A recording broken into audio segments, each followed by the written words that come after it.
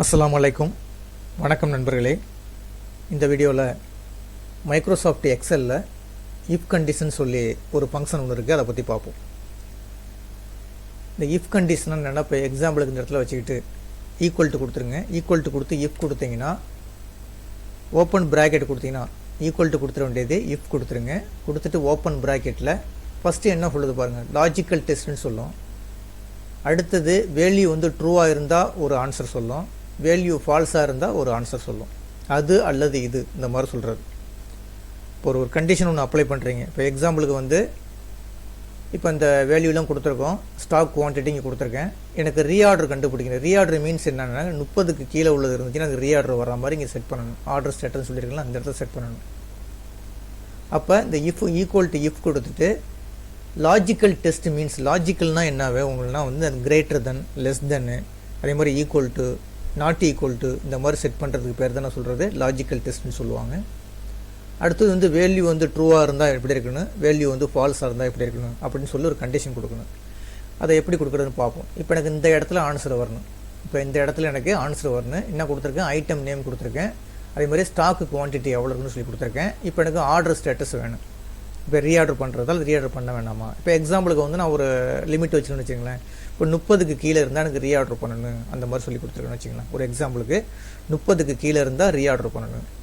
அப்போ இதை எப்படி ஒரு கால்குலேஷன் மூலம் கண்டுபிடிக்கிறது, அந்த கால்குலேஷன் கண்டுபிடிக்கிறது தான் இஃப் கண்டிஷன். இஃப் கண்டிஷனை கொடுத்துட்டு ஏதாவது ஈக்குவல் டு கொடுத்துருங்க.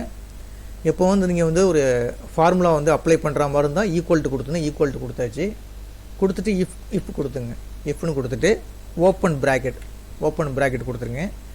இந்த லாஜிக்கல் டெஸ்ட்டுங்கிறது என்னன்னா, இப்போ எந்த இடத்துல வேல்யூ இருக்குது, இந்த இடத்துல வேல்யூ இருக்குது, அதாவது B2ல் வேல்யூ இருக்குது. அப்போ B2ன்னு கொடுத்துருங்க. B2 கொடுத்துட்டு கிரேட்டர் தென் 30 அப்படின்னா என்ன அர்த்தம்னா, 30க்கு கீழே, லெஸ் தென் கொடுத்துருங்க. லெஸ் தென் 30 அப்படின்னா என்ன, 30க்கு கீழே இருந்துச்சுன்னா அதுக்கு பேர் என்ன சொல்கிறது, ரீஆர்டர் பண்ணுற மாதிரி. B2 லெஸ் தென் 30 அப்படின்னு கொடுத்துருக்கேன். அப்படின்னா என்னது, 30க்கு கீழே இருந்துச்சுன்னா, ஓகேங்களா, ஒரு கமா கொடுத்துருங்க. கமா கொடுத்துட வேண்டியது. இது இந்த B2 லெஸ் தென் 30ங்கிறது லாஜிக்கல் டெஸ்ட். அதில் லெஸ் தென் சிம்பிள் யூஸ் பண்ணியிருக்கோம். ஓகேங்களா. அதுக்கு அடுத்தது வேல்யூ ட்ரூவாக இருந்தால், அப்போ கொட்டேஷனுக்குள்ளே என்ன கொடுத்துருன்னு, வேல்யூ ட்ரூவாக இருந்தால், அதாவது இந்த கண்டிஷன் 30க்கு கீழே இருந்துச்சுன்னா, அந்த உள்ள டேட்டாஸ் 30க்கு கீழே இருந்துச்சுன்னா அந்த இடத்துல என்ன வரும்னா, ரீஆர்டர்னு வரும். ரீஆர்டர் கொடுத்துட்டு கொட்டேஷனை க்ளோஸ் பண்ண வேண்டியது. சப்போஸ் எனக்கு ரீஆர்டர் இல்லை, குவான்டிட்டி கரெக்டாக இருக்குது அப்படின்னா உங்களுக்கு கமா ஒன்று கொடுத்துட்டு சும்மா ஒரு டபுள் கோட்டு மட்டும் விட்டுருங்க. டபுள் கோட்னா எனக்கு 0ன்னு வரணும். அந்த இடத்துல ஒன்றுமே வரக்கூடாது வேல்யூ எனக்கு. அதாவது ரீஆர்டர் இருந்தால் எனக்கு ரீஆர்டர்னு காட்டணும். அதாவது 30க்கு கீழே இருந்துச்சுன்னா ரீஆர்டர்னு எனக்கு காட்டணும். சப்போஸ் 30க்கு மேலே இருக்குது அப்படின்னு என்ன செய்யும், அந்த இடத்துல ஒன்றுமே வேல்யூ வராது. ஓகேங்களா. இப்போ ப்ராக்கெட்டை க்ளோஸ் பண்ணிவிடுங்க. க்ளோஸ் பண்ணிவிட்டு ஜஸ்ட் என்டர் தட்டினீங்கன்னா உங்களுக்கு ஆட்டோமேட்டிக்காக சொல்லுவாங்க. என்ன சொல்லுதுங்க, ஒன்றுமே வரல பாருங்கள். ஏன்னா இங்கே 30 வேல்யூ இருக்குது. நான் என்ன சொல்லியிருக்கேன், 30க்கு கீழேன்னு சொல்லியிருக்கேன். அப்போ இங்கே 30 இருக்கிறதுனால இந்த இடத்துல ரீஆர்டர் தேவையில்லை, ஆர்டர் ஸ்டேட்டஸ் தேவையில்லை. இங்கே இப்போ இதே ஃபார்முலாவை இந்த டாட் இருக்குது பார்த்தீங்களா, அந்த டாட்டை ஜஸ்ட் கிளிக் பண்ணி ட்ராக் பண்ணி கீழே இழுத்திங்கன்னா ஆட்டோமேட்டிக்காக கீழேலாம் வந்துடும். இப்போ ஏன் வந்திருக்குங்க, ரீஆர்டர் வந்திருக்கு. இங்கே 20 குவான்டிட்டி 20ன்னு இருக்குது, அதனால் ரீஆர்டர் வந்திருக்கு. இந்த இடத்துல என்ன 25 வந்திருக்கு. 25க்கு ரீஆர்டர் ஏன்னா 30க்கு கீழே இருக்குது, அதனால் என்ன வந்திருக்கு, ரீஆர்டர்னு வந்திருக்கு. ஓகேங்களா. இப்போ இந்த இடத்துல தான் ஃபார்முலா என்ட்ரி பண்ணியிருக்கோம். ஜஸ்ட் டபுள் கிளிக் பண்ணி பாருங்கள். இஃப் B2 லெஸ் தென் 30, அதாவது 30க்கு கீழே இருந்துச்சுன்னா என்ன வேல்யூ, B2ங்கிறது 30க்கு கீழே இருந்துச்சுன்னா என்னன்னு எடுத்துக்கணுமா, ரீஆர்டர்னு வரணும். ஓகேங்களா. அப்போ இந்த கண்டிஷன் ட்ரூவாக இருந்துச்சுன்னா என்ன எடுத்துக்கும், ரீஆர்டர்னு எடுத்துக்கும். சப்போஸ் இந்த கண்டிஷன் ஃபால்ஸாக இருந்துச்சுன்னா பக்கத்தில் உள்ளதுக்கு போயிடும்.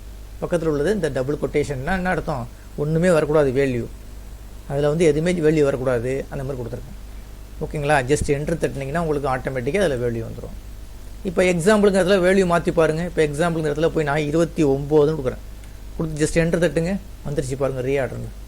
இப்போ இந்த இடத்துல போய் நான் 40ன்னு கொடுக்குறேன். அப்போ இங்கே எம்டி ஆகிடும்.